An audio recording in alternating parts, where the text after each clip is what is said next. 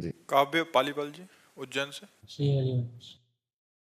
महाराज जी, वेदों में अग्नि की अद्वितीय महिमा का वर्णन है। महाराज जी, दास के मन में जिज्ञासा है कि उस अग्नि को शरीर के अंदर किस प्रकार अनुभव किया जाए, कृपया मार्गदर्शन। भगवान सबके अहम वैश्वानरो भूत्वा देहिनाम प्राणिमाश्रिता, भगवान ने कहा नहीं मैं सबके अंदर वैश्वानर अग्नि के रूप में विराजमान हूँ, तो भगवान ही तो सब रूप में विराजमान है। चाहे वो अग्नि के रूप में इंद्रियाणाम मनस्यास्मि, इंद्रियों में मैं मन हूँ, वही सब है। मैं ही पंचभूत हूँ, मैं ही त्रिगुण हूँ, मैं ही पंचभूत और त्रिगुण से परे हूँ। तो भगवान ही सब रूपों में है। चाहे अग्नि रूप में मानो, चाहे वायु रूप में मानो, चाहे आप जल रूप में मानो, चाहे आकाश रूप में मानो, चाहे पृथ्वी रूप में मानो, पंचभूतों के रूप में भी भगवान है। जैसे भगवान ने वर्णन किया अष्टधा प्रकृति का, जो अपरा प्रकृति है और परा प्रकृति दोनों भगवान के स्वरूप हैं। तो अष्टधा प्रकृति में ये सब आता है, जल, अग्नि, वायु, आकाश, पृथ्वी, मन, बुद्धि, अहंकार, ये सब भगवान ही है। सब भगवान मैंने खूब नाम जप करो और भजन करो और शरीर में अनुभव करो, हृदय में भगवान ही साक्षात बैठे हैं। यहाँ जो भगवान शास्त्र शीर्षापुर का शास्त्राक्षात शास्त्रपात सभूमि ग्वं सर्वतस प्रत्वा त्यतिष्ठत दशांगुलम, नाभि से लेकर ऐसे नापो, ये हृदय देश 10 अंगुल में जो स्थान नाभि से पड़ता है उसे हृदय देश है। त्यतिष्ठत दशांगुलम, यहाँ भगवान विराजमान है। तो स्वयं भगवान विराजमान है, तो सब रूपों में भगवान तो विराजमान है ही है जी। दिव्यांशु रंजन मिश्रा जी। राधे महाराज जी। राधे राधे महाराज जी। महाराज जी, मैं कोई बहुत भजनानंदी नहीं हूँ। मुझे सपने में कुछ महीने पहले राधा रमन जी के दर्शन हुए थे। वो मंदिर के विग्रह से निकलकर मुस्कुराए और मेरे पास आए। महाराज जी, क्या इसे भगवत साक्षात्कार कहते हैं? नहीं, इसे भगवान की कृपा कहते हैं कि मंगलमय भगवत स्वरूपों के दर्शन होना, संतों के, दिव्य संतों के लेकिन भगवत साक्षात्कार इसे नहीं। भगवत साक्षात्कार जीवन मुक्त हो जाओगे उसी दिन से। काम, क्रोध, लोभ, मोह, मद, मत्सर, इन सब से मुक्त हो जाओगे। शरीर का कोई राग नहीं रहेगा, हृदय परमानंद में लबालब भरा रहेगा। कोई चाह नहीं, कोई शोक नहीं। ये भगवत प्राप्ति के ब्रह्मभूता प्रसन्नात्मा न शोचति न कांक्षति समः सर्वेषु भूतेषु मद भक्तिम लभते पराम। पराभक्ति का स्वरूप होगा ब्रह्मभूत हो जाना, स्वयं भगवत स्वरूप हो गए। जैसे लोहा कभी सोना नहीं बन सकता, वह पारस के स्पर्श मात्र से सोना बन गया। ऐसे ही जो ही भगवत साक्षात्कार होता है तो जीव अपने स्वरूप को प्राप्त हो जाता है। मम दर्शन फल परम अनुपा, देखो, मम दर्शन फल परम अनुपा जीव पाव निज सहज स्वरूपा। वो भगवदाकार वृत्ति, तो वो वृत्ति तो हुई नहीं, वो स्थिति तो हुई नहीं। तो ये कृपा है, भक्ति की ये कृपा है। पर अभी भगवत साक्षात्कार नहीं। भगवत साक्षात्कार ऐसे होगा जैसे हम आपको देख रहे हैं। वो स्वप्न नहीं, वो कोई भावना नहीं। साक्षात्कार का मतलब ही होता है ना, वो कोई स्वप्न नहीं, वो कोई भावना नहीं, साक्षात ऐसे तो फिर जीव निहाल हो जाता है। राहुल जी मुंबई से। श्री हरिवंश। श्री हरिवंश महाराज जी। महाराज जी, श्रीमद् भागवत जी में मद का क्या अर्थ है? मद अहंकार, अहंकार। बोले तुम्हें विद्या मद है, विद्या का बहुत मद है। बोले धन का बहुत मद है। तो मद, अभिमान, घमंड, ये सब एक ही शब्दों के पर्यायवाची है। जैसे जल, वारी, तोय, पानी, तो बात एक ही हुई ना। बहुत मद, ये शास्त्रीय शब्द में मद है, अभिमान है, घमंड है। उसी बात को कहते हैं कि जो काम, क्रोध, लोभ, मोह, मद। मद का मतलब अहंकार होता है। मत्सर, ये 6 दोष बताए गए, काम, क्रोध, लोभ, मोह, मद, मत्सर। हाँ, काम, क्रोध, मद, मान न मोहा, लोभ न क्षोभ, राग न द्रोहा। तो मद का तात्पर्य है अहम, अहंकार आना।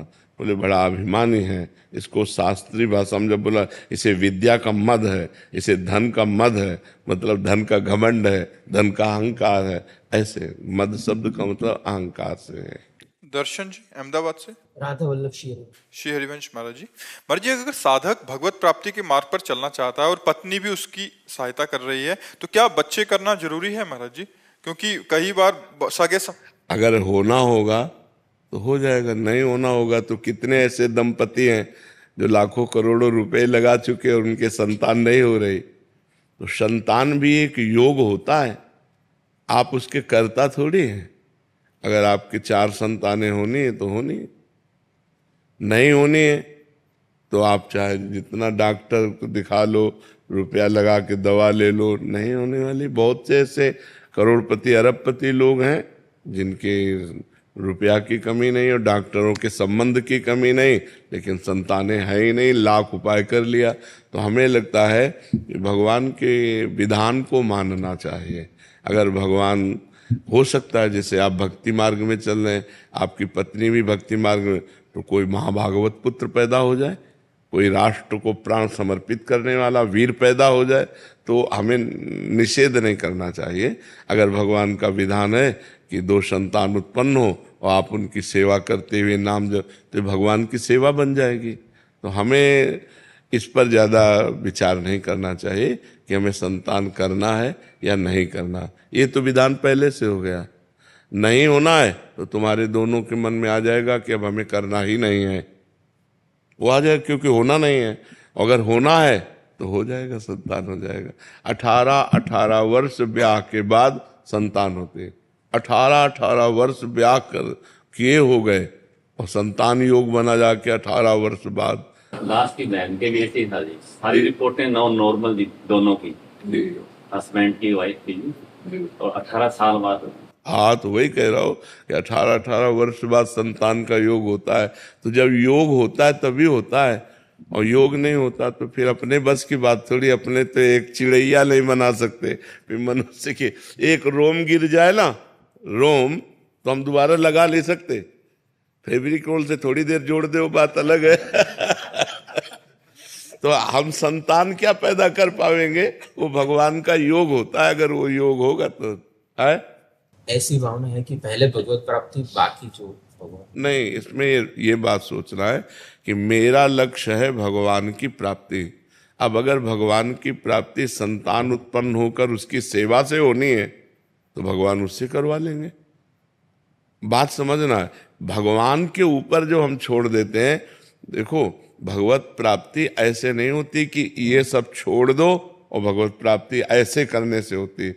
क्या केवल वेश रखने से भगवत प्राप्ति हो जाती है, या गुफा में रहने से भगवत प्राप्ति हो जाती है, या फलाहार करने से भगवत प्राप्ति हो? हम सबकी काट करके आपको बताते हैं। देखो, कितने ऐसे अजगर हैं जो गुफाओं में पड़े रहते हैं, कितने ऐसे जीव जंतु हैं, क्या उनको भगवत प्राप्ति हो जाती है क्या? कितने ऐसे जीव हैं जो केवल जलपान करते हैं, कुछ खाते नहीं, केवल जल पीते हैं, जलचर जीव। कितने ऐसे पक्षी हैं जो केवल फल खाते हैं। भगवान की प्राप्ति केवल भगवान के भजन से होती है। ये सब क्रियाएं सहयोगी हो सकती हैं, लेकिन इनसे भगवान की प्राप्ति नहीं होती। देखो, चक्रवर्ती सम्राट महाराज अम्बरीश जी थे, उनकी रानियां थी, पुत्र थे, सब परिवार था। जनक जी थे, परम ज्ञानी महापुरुष थे, जिनके विरक्त शिष्य श्री सुखदेव जी महाराज शिष्य बने। वो गृहस्थ में रहते हुए जनक जी कितने बड़े महापुरुष हुए। तो हमें लगता है कि हमें इस भगवान से प्रार्थना करनी चाहिए कि आप जिसमें खुश हो वही आचरण मेरे से हो। अगर संतान उत्पन्न हो करके उसके पालन पोषण में आप खुश हो तो आप ऐसा करवा दो, और अगर नहीं खुश हो तो आप बिल्कुल मत करवाओ। हे नाथ, मेरे जीवन का लक्ष्य है आपकी प्राप्ति। आप जैसे प्राप्त हो जाते हो वो सुगम मार्ग मुझे दे दो। मुझे कुछ पता नहीं कि आप कैसे प्राप्त होते हो, आप जैसे प्राप्त होते हो वैसे मुझे मार्ग दे दो। ये मुझे अच्छा लगता है। जोई प्यारो करे सोई मोहि भावे। टीना जी भरतपुर से। राधे राधे महाराज जी। महाराज जी, एक दुविधा है, जैसे हम पूजा पाठ, आरती या माला जप करते हैं तो उसी दौरान बीच में अगर कोई बाधा, किसी की आवाज देना, दरवाजे पर किसी का आना, बच्चे का रोना आए, तो हम निरंतर पूजा करते रहना चाहिए, बीच में पूजा रोककर नहीं, अपने से पूज्य जनाने पर पूजा रोक देनी चाहिए। ऐसे जन साधारण की बात तो अलग है। जैसे अपने पूज्य वयोवृद्ध कोई संत, अतिथि कोई अपने पूज्य जन आ रहे हैं तो फिर भगवान को प्रणाम करके पूजा रोककर उनका आदर करे, उनको बैठा ले, उनको जलपान की व्यवस्था करे, फिर उनसे प्रार्थना करें कि हम पूजा कर रहे थे, यदि आपकी आज्ञा हो तो पूजा पूरी कर लें, पर उसकी पहले आदर, कोई संत आ जाए, कोई अतिथि आ जाए, माता पिता, वयोवृद्ध, बूढ़े कोई आ गए तो उनका पहले स्वागत करें। जन साधारण की बात अलग है। जैसे घर में बच्चा रोने लग जाए, उसी समय हम अकेले हैं और कोई आवाज दे दे, किसी चीज के लिए हमसे पूछ ले, प्रश्न कर ले, हाँ, तो उत्तर दे देना चाहिए और पूजा छोड़कर बच्चे को संभालना चाहिए। बच्चे में भगवान है, वो असंतुष्ट हो रहे हैं, यहाँ तो मूर्ति में भगवान है, वो तो चैतन्य भगवान है। तो चैतन्य भगवान को पहले दूध पिलाए, दुलार करे और फिर अपने भगवान की आकर पूजा करे। सही पूछो ना, जब ये भावनाएं बनने लगती है ना तो सब में हमारे भगवान है। उस समय कोई पूछ रहा है तुमसे तो भगवान ही पूछ रहे हैं, राधा, और उत्तर दे दिया, फिर राधा, फिर अपनी सेवा। भक्त का स्वभाव बड़ा सरल होता है, भक्त मंडन है। भक्त जो है सबका मंडन करता है, कहीं किसी का खंडन, कहीं किसी को दुख देना, कहीं किसी को उत्तेजित करना, उद्वेगित कर, ये भक्त के नहीं होते। हमारे भगवान तो हैं ही ना, वो कहीं चले थोड़ी जाएंगे। इस रूप में भगवान आए, अतिथि रूप में, दंडोत प्रणाम करो, अपने मर्यादा अनुसार उनकी सेवा करो, फिर ठाकुर सेवा करो। ऐसा हमारे 42 लीला में लिखा है कि यदि सेवा करते समय पूज्य जन, संत जन, भक्त जन, अतिथि जन आ जाए तो हम सेवा को रोक दें और पहले उनका स्वागत करें, फिर उनसे अनुमति लेकर फिर सेवा में करें। ऐसा है। पूजा जी दिल्ली से। राधे राधे महाराज जी। महाराज जी, जीवन में कई बार परेशानियां आती हैं तो लगता है हमने कभी किसी का बुरा नहीं किया, फिर ये सब क्यों हो रहा है? अगर ये पिछले जन्मों का है तो इस जन्म में कर्म क्यों फल मिल रहा है इसका? क्यों? फसल आपने बोई है तो काटना आपको ही पड़ेगा, कोई दूसरा थोड़ी काटेगा। आज कत्ल करता है, 10 साल मुकदमा चलता है, 20 साल की सजा होती है, कानून व्यवस्था है। ऐसे ही हमारी भागवतिक कानून व्यवस्था है। भीष्म जी सरसैया पे पड़े हुए हैं और भगवान से कहते हैं कि मैं 70 जन्म तक देख रहा हूँ अपनी दिव्य दृष्टि से, मैंने ऐसा कोई पाप नहीं किया जो मुझे ये दंड मिले कि 6 महीना बाणों की सैया पर। तो भगवान ने कहा 100 के ऊपर चलो। एक बार आप राजा थे और एक सांप को उठा करके बबूल के पेड़ में बड़े बड़े कांटों में ऐसे डाल दिया और वो 6 दिन तक तड़प तड़प करके मरा। उसी का परिणाम आपको 6 महीने बाणों की सैया में। तो एक बार किसी एक आदमी का कत्ल किया तो उसको 50,000 जुर्माना या 1 लाख जुर्माना और आजीवन सजा, क्या दंड मिलते हैं? नहीं मिलते। तो हमारे तो न जाने कितने पाप हैं। अब कौन ऐसा शरीरधारी है जो झूठ नहीं बोल रहा? कौन ऐसा शरीरधारी जिससे पाप नहीं हो रहा? ये तो बात कह देना कि हमसे तो कोई गलती ही नहीं हुई, हमसे तो कोई पाप ही नहीं हुआ, ये बिल्कुल हम अविवेकपूर्ण मानते हैं। नहीं, ऐसा नहीं है। हम सबसे गलतियां होती हैं और उसी धर्म के दरबार में अन्याय नहीं है, क्योंकि वहाँ किसी के गवाही की जरूरत नहीं है। वो सर्वव्यापी परमात्मा आपके हृदय में ही बैठा हुआ है। मत्ता परतरम नान्यत किंचिदस्ति धनंजय, मेरे सिवा और कुछ है ही नहीं, तो उसको गवाही की क्या जरूरत है? वो देख रहा है। तो हमको बहुत धैर्यपूर्वक चलना है। देखो, हम कई बार बता चुके हैं कि हमारे शरीर की रचना 2 कर्म से हुई है, पाप और पुण्य, दोनों के मिश्रण से मनुष्य शरीर बनता है। केवल पाप से यातना देह का निर्माण होता है जो नरक में मिलता है, केवल पुण्य से देव देह का निर्माण होता है जो स्वर्गलोक, मारलोक, जनोलोक, तपलोक, सत्यलोक आदि में। लेकिन मनुष्य लोक में दोनों मिश्रित होते हैं, पाप और पुण्य। तो जिस अवस्था में जो हमें दुख मिलना है वो कर्म हमारे ऊपर लागू हो जाएगा। अगर पुण्य कर्म लागू है तो हमें सुखद अनुकूलता, प्रशंसा मिलेगी। अगर पाप कर्म लागू है तो दुख, प्रतिकूलता, निंदा मिलेगी। वो हमारी वैसी बुद्धि हो जाएगी, जैसी हो भवतव्यता तैसी बने सहाय, आप ना आवे ताहि पे ताहि तहाँ ले जाए। अचानक आपसे ऐसी क्रिया बन जाएगी कि आपकी निंदा होगी, आपकी अवहेलना होगी। अचानक आपसे ऐसी क्रिया बन गई, दांव लग गया कि आपकी प्रशंसा होगी, आपकी जय जय हो जाएगी। वो पूर्व कर्मों का विधान चल रहा है। तो फिर मनुष्य जन्म में महानता क्या है? अब नवीन हमसे पाप न होने पावे। अब नवीन कर्म हम ऐसे ऐसे समझ के करें कि हमारी आगे की जो जन्म हो या आगे जो हमें मिले वो बहुत अच्छा ही हो, पाप कर्म नहीं होने चाहिए, अब हमसे गलती नहीं होनी चाहिए, अब लो नशानी अब ना सही हो। तो ये पक्की बात समझ लीजिए कि अपने कर्म को ही भोगना पड़ रहा है, इसमें बिल्कुल संशय न कीजिए कि मैंने तो पाप नहीं किया। किसने प्रश्न किया था? ईमानदारी से देखो सखी, वृंदावन में बैठी हो, ईमानदारी से जब से तुम्हें याद है तब से अब तक देखो, केवल इसी जन्म में क्या आपसे पाप नहीं हुई? क्या आपसे गलती नहीं हुई? आप विचार करके देखिए, हमसे पूर्व जन्म में कितनी गलतियां हो गई हैं, इतनी गलतियां हो गई कि भगवान ने कृपा करके मुझे मनुष्य शरीर दिया है, मेरे कर्म से मनुष्य शरीर नहीं मिला।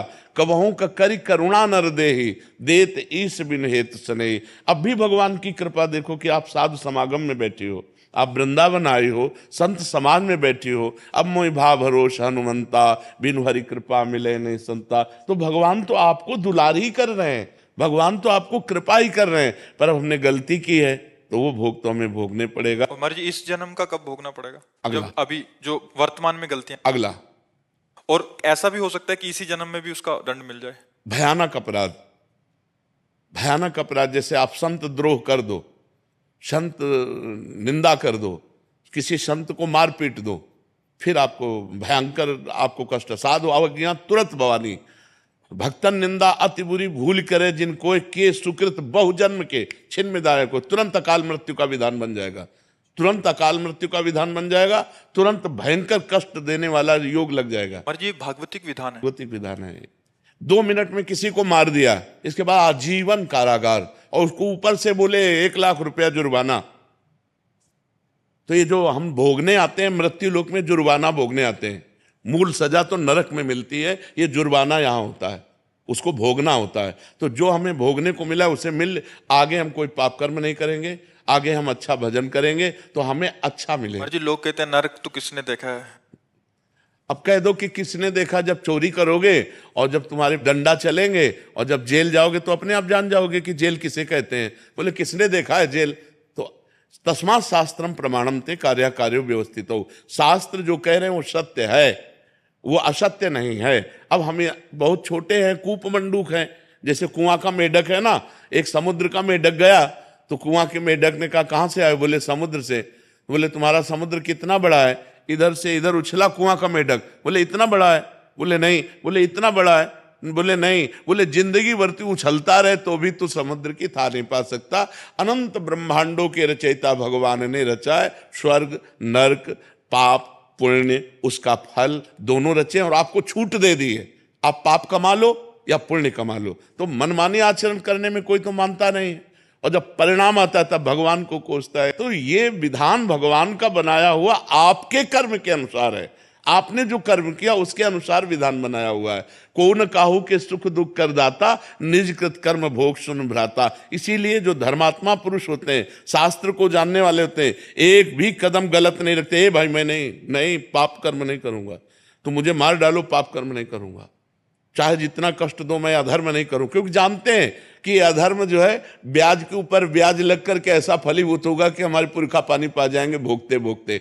तो ये भगवान का गलती थोड़ी है कि यार एक को तो इतनी सुख सुविधा दे दी, एक को इतनी दुख दुविधा दे दी। नहीं, दोनों के कर्म हैं। उसने कर्म किया उस जगह पहुंच गया, उसने कर्म किया इस जगह पहुंच गया।